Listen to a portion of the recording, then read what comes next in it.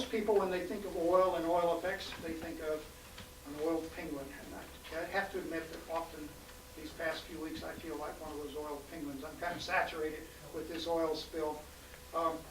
But in fact, oil has lots of other effects. Part of it is simple physical coating. That is, oil can block air passageways, it can coat gills or other respiratory surfaces.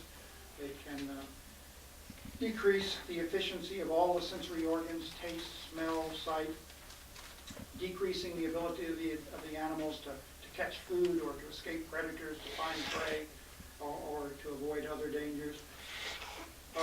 It decreases the effectiveness of feathers and fur for insulation. It decreases buoyancy. It does lots of effects that are simply from contact. Beyond that, oil has toxic effects. There are many different kinds of toxic effects. Most people think of oil as a solution. That's not the case. Oil is a very complex mixture of hundreds of compounds.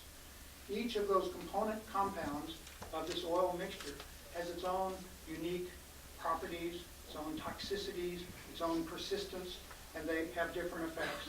So these different components of oil affect lots of different organ systems, lots of different tissues. You can get ulcerations of surface tissue.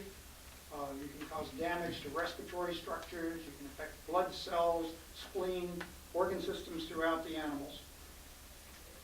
It affects development, particularly embryonic development of lots of the early life history stages of these 8,332 species.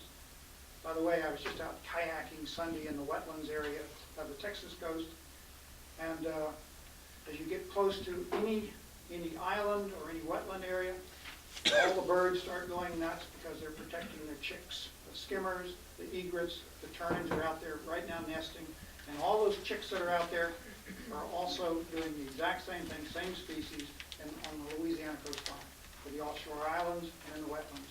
So these young are affected indirectly and directly. Their parents, if they're lost, these young will starve.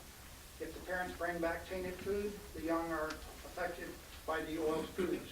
And then, of course, there are lots of indirect effects of the oil, and these indirect effects are decreased growth rates of the animals. Even if the animal doesn't come into contact with the oil itself, it may have decreased food availability. The prey may have been affected.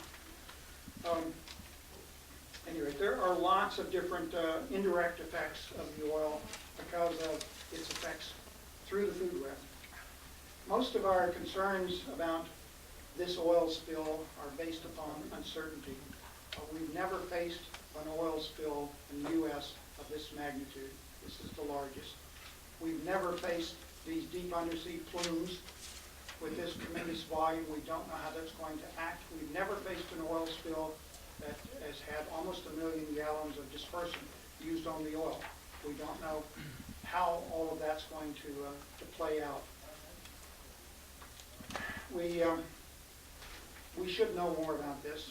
There should have been research in advance on how to handle these kind of spills, how to handle a blowout, and that's what it really is, that occurs at 5,000 feet depth, but we don't have that. So at any rate, we're facing all of these ecological fears primarily because of uncertainty. We don't know how long this spill is going to last, what the ultimate volume is going to be, and I think all of our concerns are justified. And I'll pass on to Dr. Robert Twilling now.